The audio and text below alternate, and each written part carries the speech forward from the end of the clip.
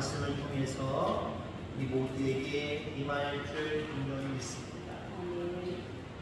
여러분들 그럴 기회가 많이 없으시겠지만 우리 교회가 아닌 다른 교회에 가서 예배를 드릴 때가 있을 겁니다.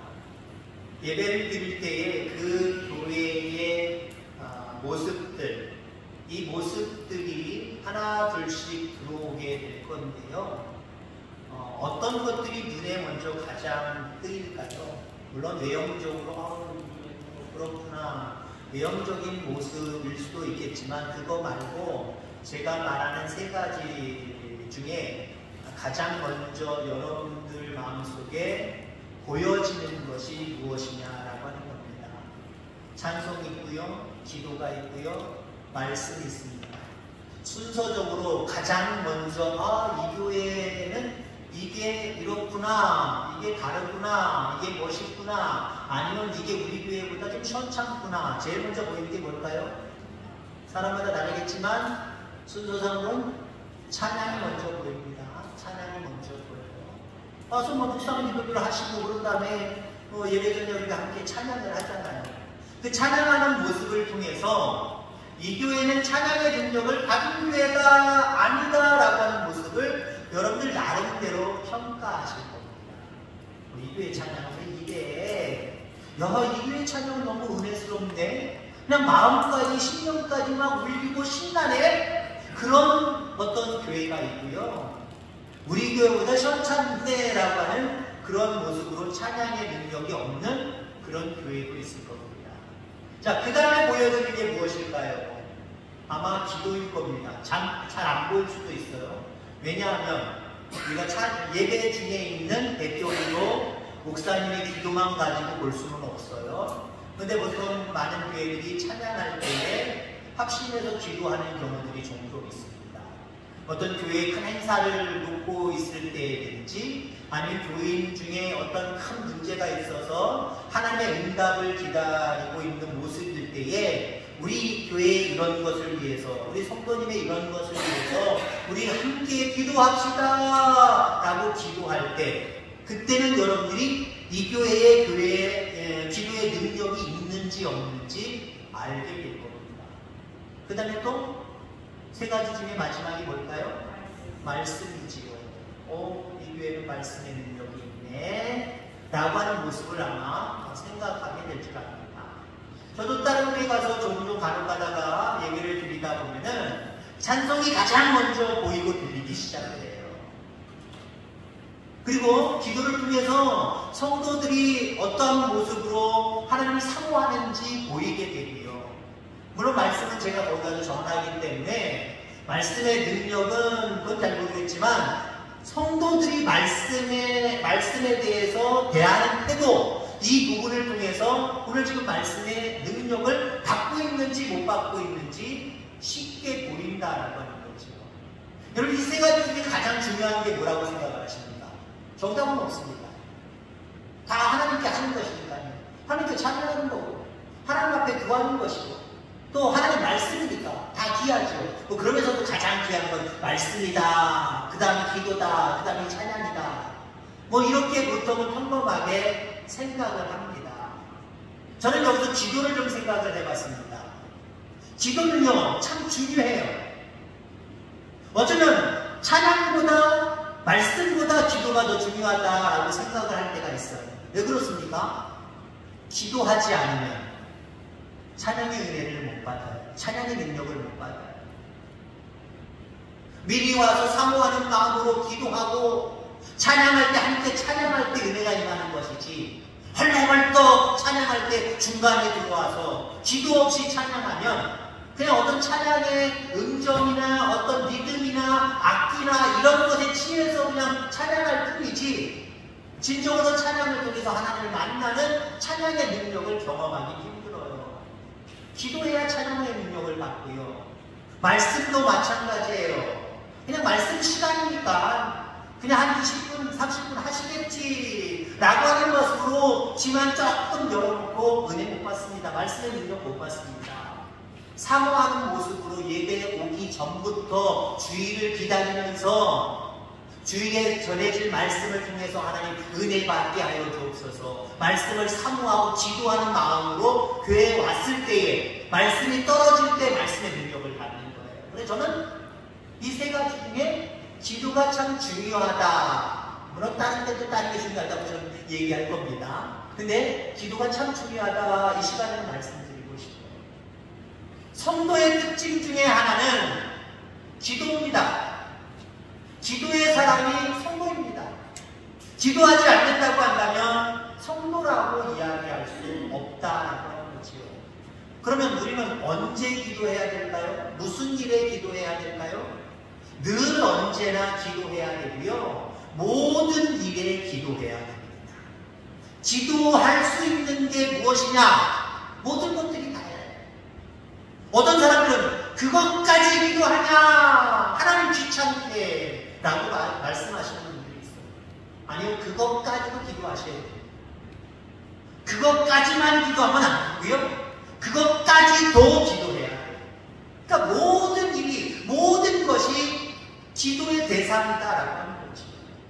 자, 그래서 하나님 말씀에 보면은 우리에게 그런 말씀을 전해주시는 모습을 보게 됩니다. 빌립보서 4장 6절에 보면 아무것도 염려하지 말고 다만 모든 일에 기도와 간구로 너희 구할 것을 감사함으로 하나님께 아뢰라. 모든 일에 라고 이야기를 했습니다. 모든 일에. 어떤 정해진 게 없어요. 우리 일상적인 모든 일들 가운데 우리가 생각하고 있는, 우리가 부딪히는 모든 것, 이것들을 가지고 하나님 앞에 기도해야 된다라고 말씀하고 있습니다. 자, 그러니까 기도 시간이 우리의 24시간 중에 상당히 짧아요. 왜요? 모든 일들은 우리가 20시간 안에 다 주어져 있고요. 하루 24시간 안에. 그리고 모든 일에 기도해라 그랬으니까 여러분들 이거 24시간 기도해야 됩니다. 근데 여러분들 여기서 중요한 것은요, 중요하다라고 볼 수 있는 것은 우리가 반드시 눈 감고만 기도하느냐? 아니요, 눈 뜨고 기도할 때가 더 많다라고 하는 것. 여기서 눈 뜨고 기도하는 건 불교한 모습이 아니다는 것, 불경한 모습이 아니다는 것 기억하시길 바랍니다. 제가 목회를 막 시작하기 전일 거예요.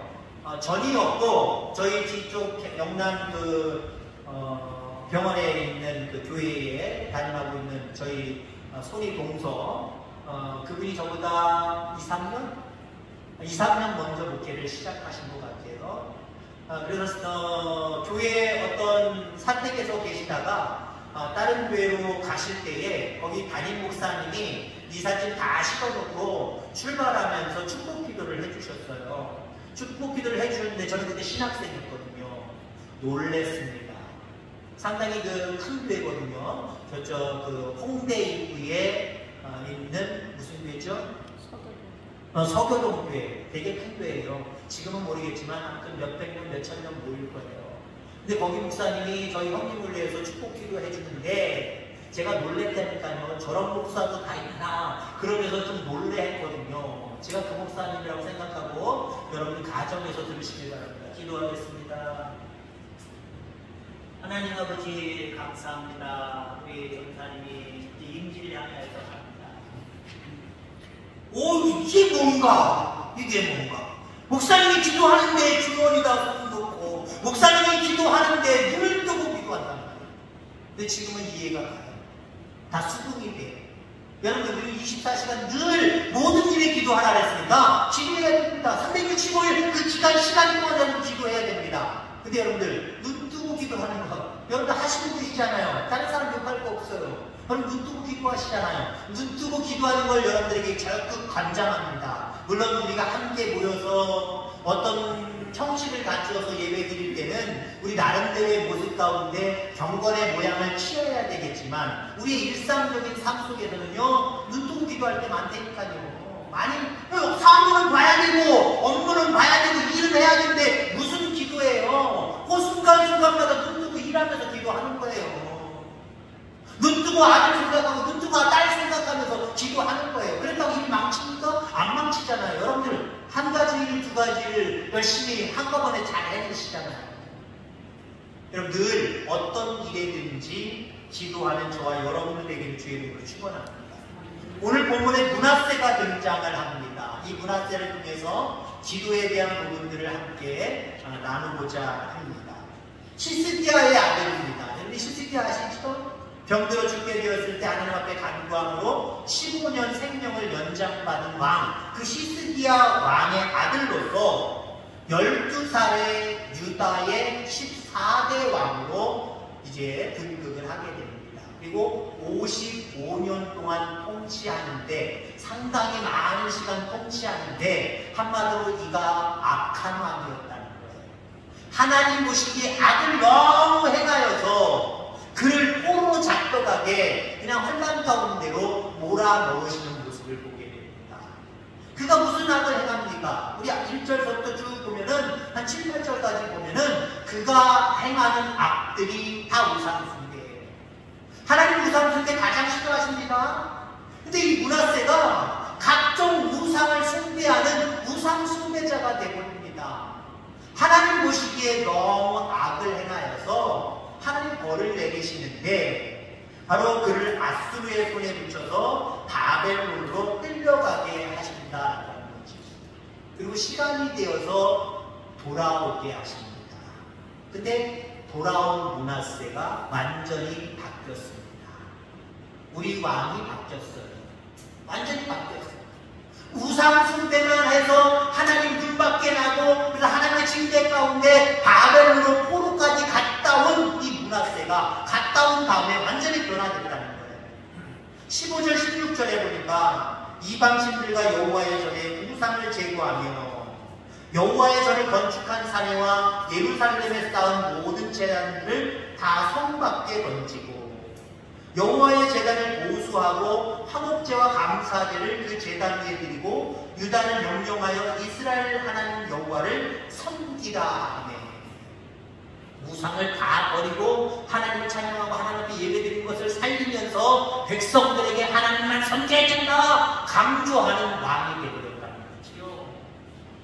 여러분, 므낫세가 이렇게 바뀐 원인이 어디에 있을까요? 이렇게 바뀐 원인, 바벨론을 포로로 갔다 온 게 원인이긴 원인이지만, 그냥 포로 갔다 왔다고 해서 이렇게 바뀔 수 있는 사람은 아니다라는 거죠. 그런 환경은 아니다라는 거죠. 물론 사람은 환경에 영향을 받습니다. 환경으로 인하여서 새 사람이 되기도 합니다. 물론 하나님 의도하신 바가 그것이기도 합니다.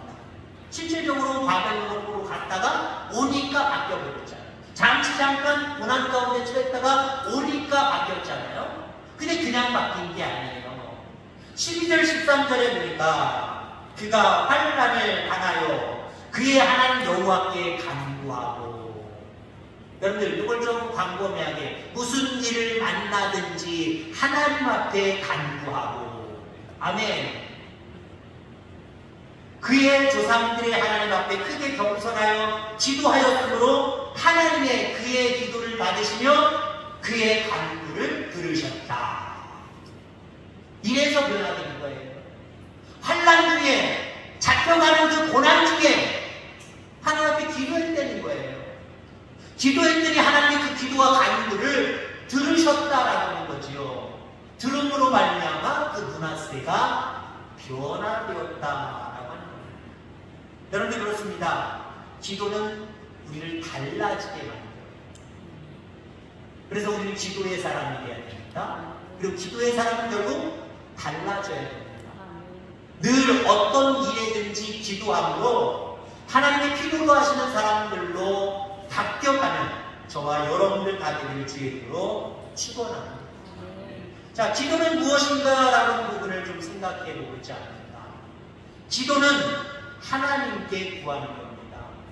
하나님이 중요해요. 하나님 아버지, 우리가 정말 하나님 아버지를 찾아야 된다는 거예요. 대상이 중요합니다. 기도, 요즘은 기도라는 단어를 모든 종교에서 사용하더라고요. 구하는 거니까요. 불교도 부처를 향하여서 빕니다. 그들도 기도한단 말이죠. 근데 우리의 기도는 하나님을 향하여 행하는 것이어야 된다는 거죠. 그 기도를 들으시고 응답하시는 분은 오직 유일하신 하나님이십니다. 여러분, 조상에게 빌어봐야 조상이 살아서 움직이도록 우리의 기도를 그대로 들어주십니까? 근데 우리는 하나님 안 믿는 우상 숭배하는 사람들은 조상에게도 빌잖아요. 조상에게 제사상을 잘 차려드려야 조상님이 오셔서 잘 도와준다는 건 아닙니까? 죽은 존재는 움직일 수 없습니다. 그리고 더더군다나 영의 세상에서 육의 세상을 오고 갈 수 없다. 마음대로 오고 갈 수 없다. 모든 세상을 창조하시고 모든 세상을 주관하시는 하나님만이 우리의 기도의 대상자다. 그 하나님께 구할 때 그 기도가 들려지고 결국 응답되어진다라고 하는 겁니다. 12절 말씀에 보면 한나를 당하여 그의 하나님 여호와께 간구하고 므낫세는 여호와께 간구했습니다. 우리의 기도가 그저 우리의 일상적인 모습에서 내가 잘 되기를 바라는 기원하는 마음 있잖아요. 그게 다 기도가 아니라는 거예요. 하나님께 구해야 된다는 거지. 하나님께 구해야 된다. 늘 하나님께 구함으로 말미암아 그 하나님이 들으시고 응답하시는 놀라운 은혜를 체험하게 되기를 주의 이름으로 축원합니다. 자, 그리고 기도는요 하나님의 음성을 듣는 거예요. 보통 기도 그러면 우리가 일반적으로 하나님 앞에 이야기하는 것, 내 이야기를 하는 것, 내 꿈을 이야기하는 것, 내가 간구하는 부탁하는 것들을 하나님 앞에 말하는 것이라고 생각을 합니다. 자, 그것도 맞습니다만은 우리가 기도가 하나님께 듣는 것이다 라고 생각하는 사람들이 부족하다라고 하는 거지. 기도는 하나님께 듣는 겁니다. 기도 자체가 대화거든요. 물론 연약한 우리들이기에 우리의 그 연약한 부분들을 가지고 전지전능하신 그 하나님 앞에 이야기하는 것 더 많을 수가 있겠지요. 근데 중요한 것은요 그 하나님의 말씀을 듣는 거예요. 자, 기도는 뭐 여러 가지 기도가 있겠습니다만은 두 가지로 이야기한다고 한다면 묵상 기도가 있고요, 통성 기도가 있습니다. 자, 장단점이 있어요. 어떤 기도를 우리는 해야 됩니다! 뭐 강조할 필요도 없고요. 여러분들 나름대로 뭐 선택할 수 있기를 바랍니다. 근데 우리는 이것도 할 줄 알고 이것도 할 줄 아는 그런 부분들이어야 됩니다. 그러면서 내가 보기에는 지금 이 시간에는 이렇게 기도하는 게 낫겠다라고 어떤 자기가 선택하는 부분으로 기도하는 것이지 나는 반드시 이렇게만 기도하고 이건 싫어 라고 말하지 마시기 바랍니다. 우리는 통성 기도와 묵상 기도를 늘 겸하여서 할 수 있어야 됩니다. 통성 기도의 장점이자 단점은 무엇이냐?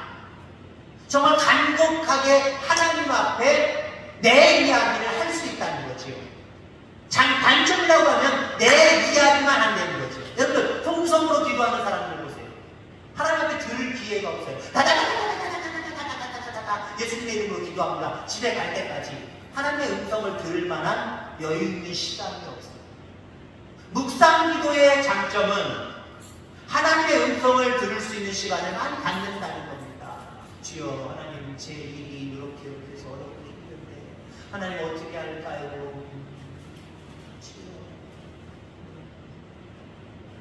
그건 기도 안 하고 있는 거다 말하는 사람도 있긴 있지만 그때 하나님 말씀하시는 거예요. 나도 안다. 요렇게 하면 좋지 않겠니? 나는 요렇게 하길 바랍니다. 네, 아멘 믿습니다. 그 조용히 맞추고 가는 거예요. 자, 그래서 묵상기도의 장점은 하나님의 음성을 들을 수 있는 기회가 많다는 거고 단점도 있어요. 기도가 안 된다는 거예요. 잘.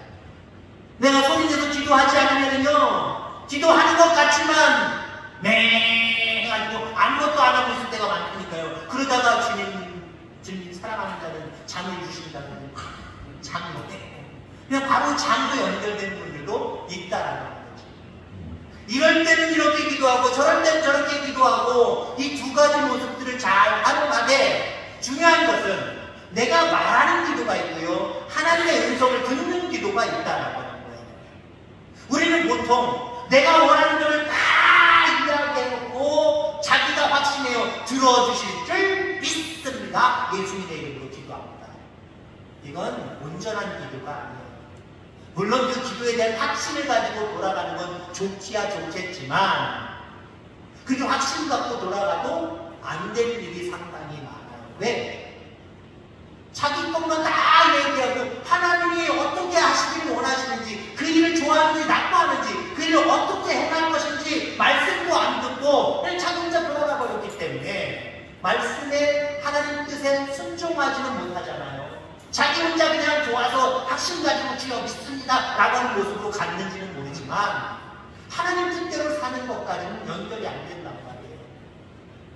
그러니까 그것이 뭐냐면 나중엔 욕심으로 구한 기도가 되어버리는 거지. 하나님의 음성을 듣기를 바랍니다. 나는 이렇게 되기를 바라지만 하나님 그게 아닐 수도 있다는 거예요. 그게 아닐 때 하나님 원망만 할 거예요? 그것도 하나님의 은혜입니다. 므낫세가 누가 왕이 남의 나라에 꼬름 잡고 가는 거, 이건 개인적으로나 나라적으로도 이건 대단히 창피한 일입니다. 대단히 정말 열악하고 위험한 노릇입니다. 그러나 그런 상황 속에서도 므낫세는 하나님의 음성을 듣습니다. 하나님의 음성을 어떻게 들었을까요? 어떻게 들었고 어떻게 행동했을까요? 왜 그의 행동이 완전히 바뀌었을까요? 아마 하나님 말씀하실 거예요. 너 여기까지 온 게 왜 왔다고 생각하니? 너 내가 싫어하는 우상들을 너무 광범위하게 많이 숨기고 만들어놨어. 이거사. 난 그게 싫어서 또 정신 차리라고 여기 부르는 거야. 너 돌아가면 정신 차려서 다 버리고 이제 하나님 섬기는 문화, 그런 모습들을 살려야 돼. 내 백성들이 영원히 죽지 않고 살 수 있도록 하나님만 섬기는 민족으로 만들어야 돼. 이런 음성 듣지 않았을까요? 들었으니까 변화되는 거 아닙니까? 듣지 않으면 변화되지 않아요. 그냥 기도를 기도대로 하고 자기 확신만 가지고 변함없는 삶을 살아갑니다. 그런데 우리는 기도를 통해서 변화해야 되잖아요. 변화하기 위해서는요, 그 하나님의 음성을 기도를 통해서 들을 수 있게 되기를 주의 이름으로 축원합니다. 그래서 여러분들, 이게 정확한 요령은 아니지만 여러분들 기도를 한 20분 했다 30분 했다 하고 마지막 1, 2분, 2, 3분 동안요 약간 침묵하면서 조금 내 기도도 점검해보고 그러면서 하나님이 어떻게 생각하시는가 바로 대답하실 수도 있지만 안 하실 수도 있어요. 근데 우리가 하나님께 하나님의 의도가 무엇인지 들어볼 수 있는 마음의 문을 열고 있다는 것, 하나님 자체가 귀하게 여기시는 거예요. 즐거워하시는 거예요. 한 1, 2분 동안 2, 3분 동안 하나님의 음성이 들리기까지 하나님 말씀하옵소서 하고 그냥 졸지는 마시고 한번 침묵해 보세요. 그래서 하나님 내게 마음에 어떤 확신을 주시거나 어떤 마음을 주시는 경우가 있어요. 그게 하나님의 음성인 줄 받들 수 있는 저와 여러분들 다 되기를 주의 이름으로 축원합니다. 또 기도는 앞서도 얘기했지만 하나님의 능력을 갖는 거예요. 기도하는 사람은요 모든 것들이 변화되게 되어 있어요. 개인적인 성격이든지 분성이든지 모든 것들이 변화되게 되어 있고 행한 행동과 삶도 바뀌게 되어 있습니다. 기도의 능력은 그런 거예요. 나를 바꿔간다라고 하는 겁니다. 므낫세가 기도를 통해서 응답을 받고 변화가 되었습니다. 13절 말씀해 보니까 기도하였으므로 하나님이 그의 기도를 받으시며 그의 간구를 들으시사 그가 예루살렘에 돌아와서 다시 왕이 앉게 하시니 므낫세가 그제서야 여호와께서 하나님이신 줄을 알았더라. 하나님을 하나님으로 인정했다라고 하는 것입니다. 그리고 오늘 본문 이후에 15절 말씀에 보면 이방신들과 여호와의 전에 우상을 제거하며 여호와의 전을 건축한 사내와 예루살렘에 쌓은 모든 제단들을 다 성 밖에 던지고 라고 말씀을 하고 있습니다. 자, 므낫세가 환난을 받았고 환난 중에 기도를 했고 또 그 기도를 통해서 벗어났을 뿐만 아니라 달라졌다라는 거죠. 이게 기도하는 자의 은혜입니다. 어떤 일이든지 환난이든지 어떤 상황이든지 그 상황 속에서 기도하면 그 환난에서 그 상황에서 벗어나게 하시고 벗어났음으로써 끝나는 게 아니에요. 우리는 보통 기도할 때 지금 하나님 이 상황을 벗어나길 원합니다. 벗어날 때가 있단 말이에요. 와 감사합니다. 그래서 끝낼 때가 많단 말이죠. 아니요. 그 상황이 잘 하나님의 은혜 가운데 넘어갔다고 한다면, 극복됐다고 한다면 거기서 감사만 있으면 되는 거고요. 멈추지 마시고 이렇게 은혜 베푸신 하나님이 나에게 어떻게 어떤 삶을 살아가기를 원하시는가, 거기까지 물어보시고 거기까지 나아가는 저와 여러분들 되길 간절히 소망합니다. 은혜 받았고 감사하고 어쩌면 감사의 정도 올리고 그것을 끝내는 경우가 있어요. 아니요, 하나님 거기까지 원하시지 않아요. 더 나아가기를 원하신다라고 하는 거죠. 므낫세는 하나님 만나서 기도했고 기도를 통해서 환난을 벗어나서 다시 돌아오게 되는 놀라운 은혜를 체험합니다. 그러고 말았다고 한다면 옛날처럼 우상숭배하고 그대로 살았을 거예요. 어쩌면 또 한 번 환난을 당하면 그때 기도해서 그랬었지, 한번 더 기도해볼까? 요 정도의 사람일 수밖에 없을 겁니다. 근데 그가 완전히 변화됐잖아요. 하나님이 나에게 무엇을 원하십니까? 아마 생략되어졌지만 하나님의 음성을 들었을 것이라고 우리는 확신하고요. 그 음성이 하나의 능력으로 변화되어서 그의 삶과 행동이 완전히 바뀌어져 버렸다라고 하는 겁니다. 마가복음 9장에 보면은 귀신 들린 어린아이를 데리고 온 그런 부모가 있었습니다. 근데 제자들만 있을 때에 제자들이 치료하지 못하고 예수님이 오셔서야 간단하게 그 질병을 치료하셨지요. 그러면서 우리는 어찌하여 능히 그 귀신을 쫓아내지 못하였나이까? 라고 질문하는 제자들을 향하여서 예수님이 이렇게 말씀하셨습니다. 기도 외에 다른 것으로는 이런 종류가 나올 수 없다 라고 말씀하십니다. 여러분, 기도의 능력을 받을 수 있기를 주의 이름으로 축원합니다. 기도하면 우리 가운데 능력이 나가게 되어 있습니다. 우리 가운데 능력이, 하나님의 능력을 만나는 그런 상황이 벌어질 수밖에 없다는 겁니다. 하나님의 능력을 과거에 나는 체험했습니다. 이 과거에 체험한 것으로 만족하고 이것 가지고 계속 신앙생활하지 마시기 바랍니다. 하나님의 의미를 계속해서 만나볼 수 있는, 체험할 수 있는 저와 여러분들 되기를 간절히 소망합니다. 계속 기도하면 돼요. 과거에 내가 열심히 기도할 때 그런 은혜를 받았었지, 과거로 끝나니까 지금 어떤 능력이 우리 속에 없습니다. 안타까운 모습이죠. 많은 한국교회가, 많은 한국교회 교인들이 능력 없는, 그저 교회에 왔다 갔다 하면서 그저 신앙을 유지하는 그 모습 속에 신앙생활하는 교인들이 너무나도 많이 있다는 거예요. 기독교는 능력의 종교입니다. 살아계신 하나님으로 인하여서 날마다 능력이 끊임없이 일어나는 종교가 기독교입니다. 다른 종교는 다 죽었어요. 그들이 말하는 신 자체가 죽은 신들입니다. 만들어진 신입니다. 거기에 능력이 있을 수가 없어요. 혹가다 반가다 마귀가 역사에서 그들이 섬기는 그 신의 능력으로 모인할 수도 있겠지만 그들에게는 신의 능력이 없습니다. 오직 이 기독교, 예수 그리스도 안에서 온전한 능력이 계속해서 나타나는 줄 분명히 있습니다.